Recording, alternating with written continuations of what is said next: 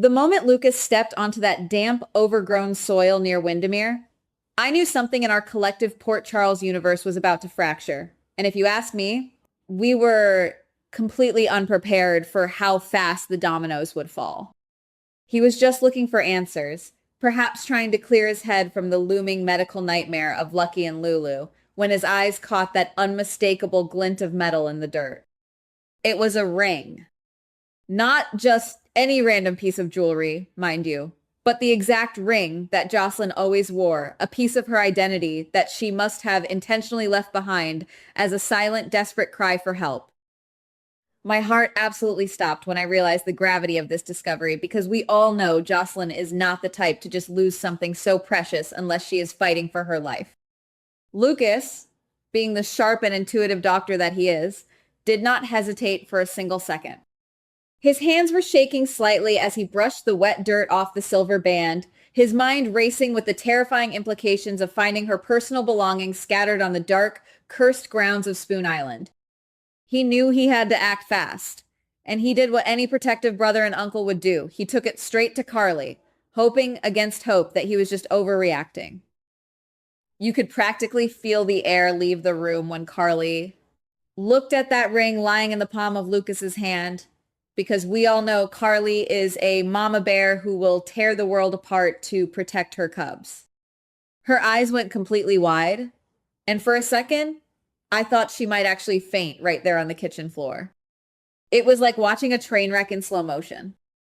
She did not scream, she did not cry, but her breathing became shallow and fast, that classic, terrifying Carly panic that we have all seen 100 times when her world starts to crumble. She snatched the ring from Lucas, her fingers trembling so hard she almost dropped it, and she kept whispering that this could not be happening, that Jocelyn was supposed to be safe at the library or with her friends. But we know better. We know that in Port Charles, no one is ever truly safe, especially when they start digging into things that are meant to stay buried in the dark. If you ask me, Lucas finding that ring on Spoon Island is the ultimate clue that Jocelyn stumbled onto something incredibly dangerous, and I cannot shake the feeling that this entire situation is tied to a massive, dark family secret that is about to blow the whole town wide open. Think about it, guys. Why would Jocelyn be anywhere near Wyndemere? She has no business on that creepy island unless she was following someone, or unless she was lured there by someone she thought she could trust. My mind immediately goes to the absolute chaos surrounding the family bloodlines right now. We have been watching the mounting tension over Lulu's medical crisis, the desperate search for a matching donor, and the constant back and forth about who is a genetic match and who is not. What if Jocelyn found out something she was never supposed to know about those DNA tests? What if she discovered that the samples were tampered with, or worse, that the person everyone thinks is the savior of the family is actually a fraud? I have been obsessing over this theory for weeks, and finding the ring on those gothic, cursed grounds just solidifies it for me. We all know the history of Spoon Island. It is a place where secrets go to hide, where identities are stolen, and where the wealthy and powerful play God with people's lives. If Jocelyn was investigating the lab results at General Hospital and realized that someone had swapped the DNA samples to hide a secret paternity or to force a medical match, she would have gone straight to the source to find proof.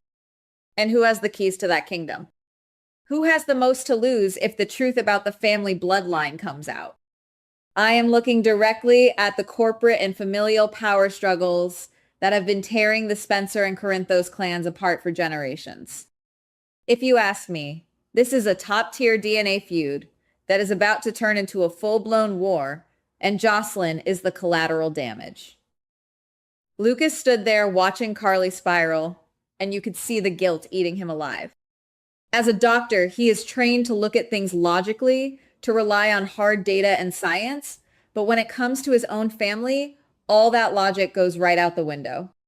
He started pacing, running his hands through his hair, telling Carly that he should have looked harder, that he should have called the police immediately instead of bringing the ring to her first. But we know why he did it. In our world, you do not go to the cops first. When a member of Carly's family is missing, you go to the family because the cops in this town could not find their own shadows in a brightly lit room. Plus, Lucas knows that if there is a cover-up involving the hospital's DNA database, involving the very records he has access to, then exposing it too quickly could put Jocelyn's life in even greater danger. I can't help but feel that we are on the verge of a massive revelation about who really belongs to whom in this town. Just think about the sheer volume of lies that have been built up around the local bloodlines. We have siblings who might not be siblings, fathers who are keeping secrets from their children, and mothers who would swap a DNA test in a heartbeat if they thought it would protect their family's legacy.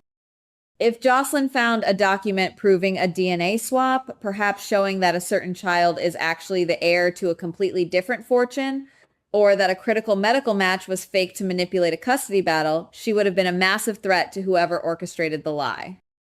They had to silence her. They had to take her to a place where no one would think to look, a place surrounded by cold water and old stone. And what about Sonny? You know he is going to find out about this, and when he does, there will be absolutely no stopping him. He is already on the edge, dealing with his own demons and the constant threats to his territory. And if he realizes that his daughter is missing because of some sick, twisted game involving the hospital and Spoon Island, he will burn the entire city to the ground to get her back. But what if Sonny himself is being manipulated? What if the mastermind behind the DNA swap is someone close to him, someone who knew that targeting Jocelyn would push him over the edge and make him vulnerable? I am shaking just thinking about the psychological warfare at play here. It is brilliant, it is deeply cruel, and it is exactly the kind of high-stakes family drama that keeps us glued to our screens day after day. Let's talk about the psychological toll on Carly for a second.